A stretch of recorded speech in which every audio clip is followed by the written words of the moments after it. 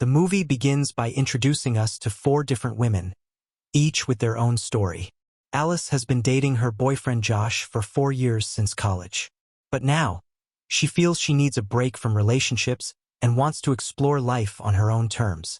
She decides to move to New York City to start a new job and discover who she really is without being tied down.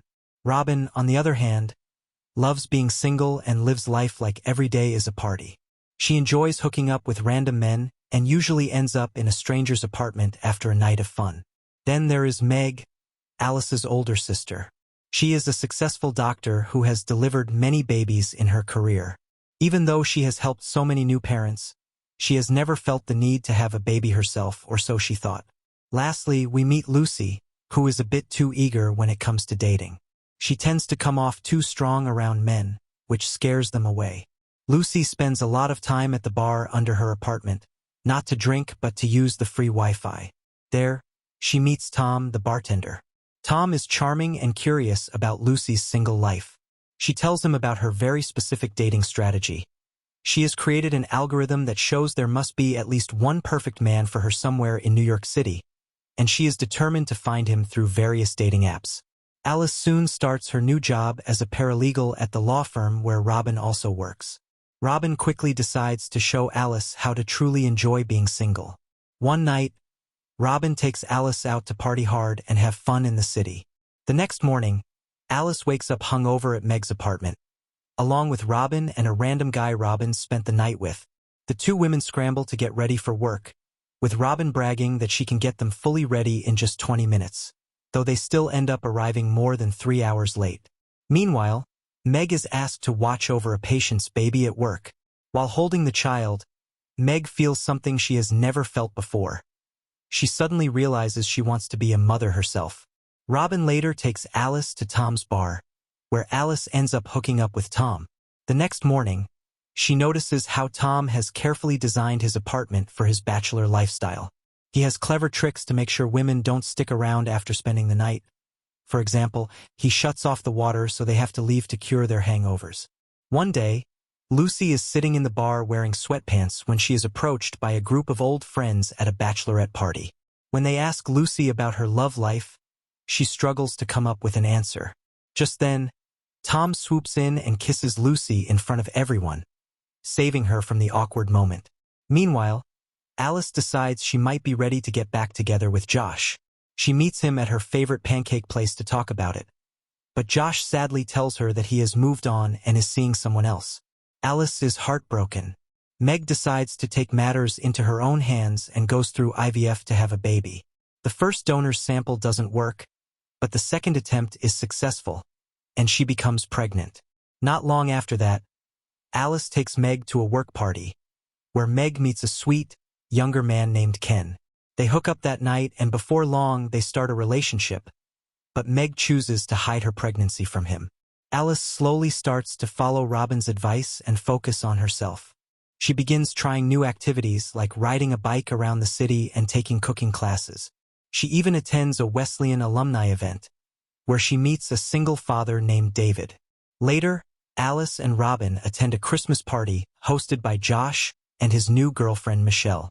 Alice is forced to pretend she is Josh's cousin just to avoid an awkward situation. Feeling frustrated as she watches Josh and Michelle dance together, Alice decides to leave the party and visit the Rockefeller Christmas tree instead.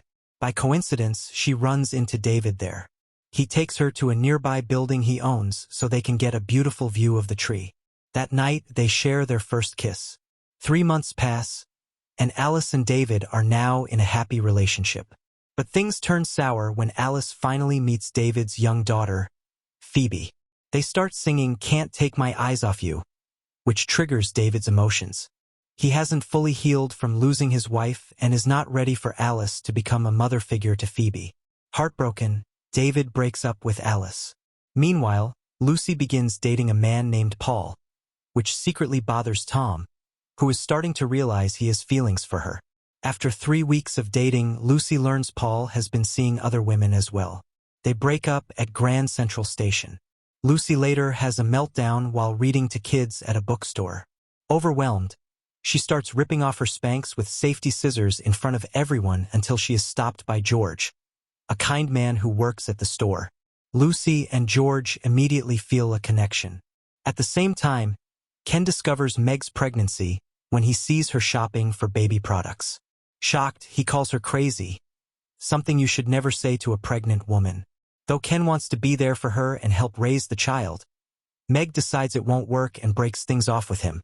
One day, Alice runs into Josh and his parents outside the pancake place. They take a picture together, and it becomes clear that Josh's mom still likes Alice. Later, Josh texts Alice saying he misses her. Not long after, Alice gets an invite from Tom to go drinking. They vent their frustrations about their relationships, and Robin's theory about male-female friendships comes true. After a certain number of drinks, they end up sleeping together. Alice's birthday arrives, and Robin throws a rooftop party. But to Alice's shock, Robin has invited Josh, David, and Tom all at once. Feeling overwhelmed, Alice tries to avoid them all. She and Robin argue, with Robin accusing Alice of always falling into what she calls dicks, meaning Alice loses herself every time she gets into a relationship. Meanwhile, Tom tries to tell Lucy how he feels, but she tells him she is engaged to George and that Tom doesn't truly love her. He just doesn't like being alone. Alice retreats to the fire escape to be by herself, but Josh follows her there. They make out until Josh slips and reveals that he is engaged to Michelle. Alice suddenly understands what Robin was trying to tell her, so she stops and leaves. Just then, Meg goes into labor. Alice calls a cab, but Robin dramatically jumps in front of it to make sure Meg gets to the hospital quickly. Robin leaves the sisters there as Meg delivers a healthy baby girl. Ken shows up, thanks to Alice calling him, and he confesses his love for Meg.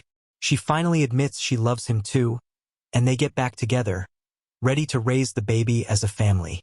Later, Alice visits Robin to apologize, and the two reconcile. Alice also learns that Robin is secretly very wealthy and owns a huge, luxurious apartment. In the epilogue, we see where everyone ends up. Robin is still happily single and living life her way. Meg and Ken are now raising their baby together. Lucy and George are married. Tom finally fixes the plumbing in his apartment, a sign that he is ready for a more serious, committed life. David opens up to Phoebe about losing her mom, and they watch an old video of her mother singing to her, which makes David emotional but helps him heal. As for Alice, she finally embraces being single and learns to enjoy her own company. The last scene shows her hiking through the Grand Canyon, truly discovering who she is and loving her independence.